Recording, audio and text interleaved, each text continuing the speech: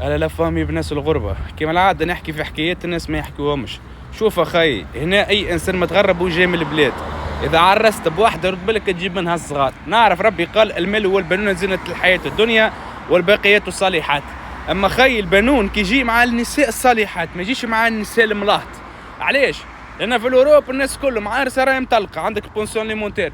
تو والله حتى كي وقت تنيك صاحبتك ما تخلصش، فهمتها؟ وحتى كي تنيك قحبه تخلص شوخ بلاس. اما كي تنيك واحده ما تطلعش وتجيب منها صغار شنو يصير لك؟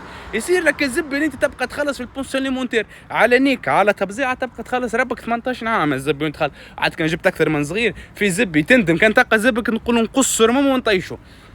شنو الحل الزب في الحياة هذه؟ تبع زكمهم ينيكو. نحكي معاك بصراحة، عرس جيب ورقك نيك كون مستقبلك الكل، وحتى كي تاخذ مرات نيك تحت صباطك. هدي خلي صرممها في البلاد، جيب لنا الصغار نطلعها فيزا ونرجع صرممها، فهمتني؟ كيما تعمل الكروز اللي عايشة في فرنسا، يرجع يجيبها فيزا نجيبك فيزا ما ترجع نيكمك للبلاد باش ما تنفخش الزب راس. حقوق المرأة نكون كان بحقوق المرأة. وانا نحكي لكم عرست بالك تجيب صغار، لا تقولي نجيب وريقي للزبي صغير هذا كيما انا باش ينيك لك حياتك وش تبقى 18 عام تتبع فيه وهذايا وكان طلع فهمتني مستعرف بيك انت بي وكان بعثك تناك في الاخر. يا سيدي السلام عليكم.